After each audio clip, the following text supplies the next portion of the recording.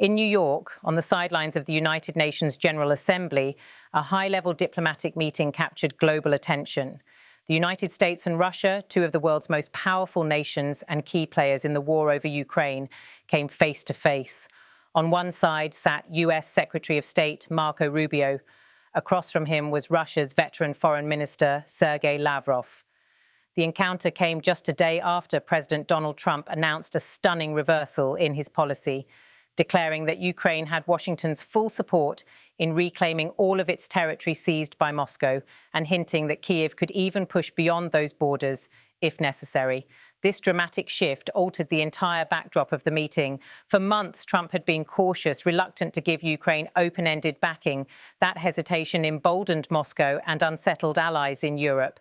Now, with a single statement, the US president reshaped expectations. The new message from Washington was blunt. Ukraine not only has a right to recover lost ground, but the United States will stand behind that effort.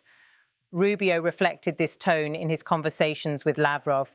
According to Washington's account, he pressed Moscow to halt what he described as a massacre in Ukraine.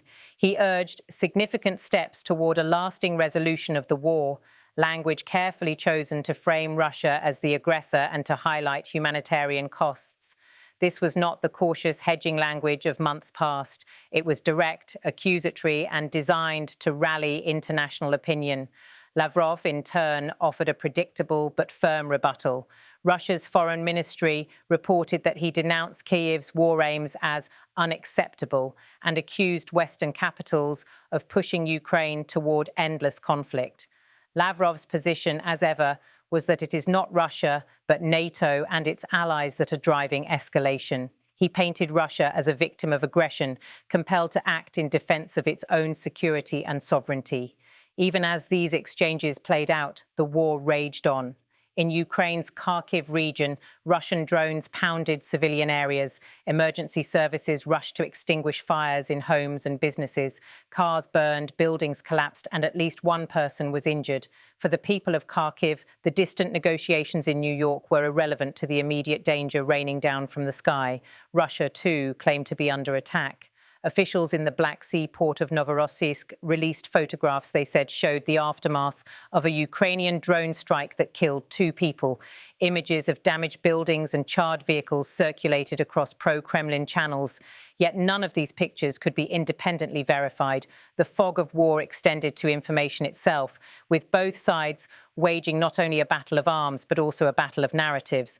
Observers note that this New York meeting produced no breakthroughs. Instead, it hardened positions. The United States, once hesitant, is now more openly aligned with Ukraine's goal of full reconquest. Russia, meanwhile, is equally entrenched, claiming Western support only prolongs bloodshed. Analysts see little room for compromise. The implications extend beyond Ukraine. Trump's statement jolted European capitals, where leaders worry about being dragged into an even deeper confrontation with Moscow. Oil markets reacted swiftly, with prices climbing on fears of further escalation.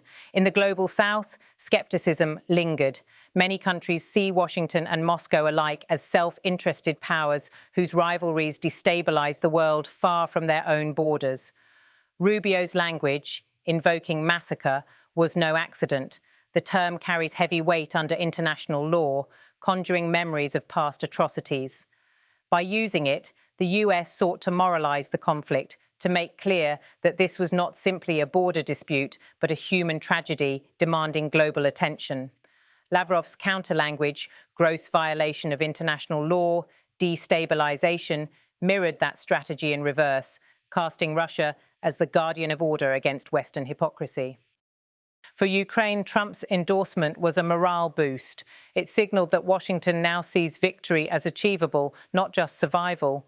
But for Moscow, it was a provocation, proof that the United States is determined to strip Russia of its gains and weaken its power. This dynamic leaves little room for de-escalation. Each side now interprets the other as preparing for a fight to the finish. And so the symbolism of this week is stark. Diplomats in New York sit around polished tables trading accusations, while firefighters in Kharkiv douse the flames of smouldering homes. Russian families mourn the victims of drone strikes in Novorossiysk, whether the details are verifiable or not. The war is lived simultaneously in conference rooms and on battlefields, in statements of policy, and in the lives of civilians caught in the crossfire. This meeting between Marco Rubio and Sergei Lavrov may not change the trajectory of the conflict, but it does reveal the stakes. Trump's reversal ensures that the United States is no longer straddling a cautious middle ground. Russia, unwilling to yield, will push its narrative of Western aggression even harder. The world watches, bracing for whether this confrontation leads to serious negotiations or instead drives the conflict into deeper and more dangerous escalation. The story of Ukraine's war is no longer only about soldiers and borders. It is about the shifting strategies of superpowers, the human cost of airstrikes, and the credibility of international law. As Trump's words reverberate, as Lavrov insists on Moscow's line, and as ordinary people continue to suffer on both sides of the front, the question remains, is the world moving closer to peace or drifting further into peril?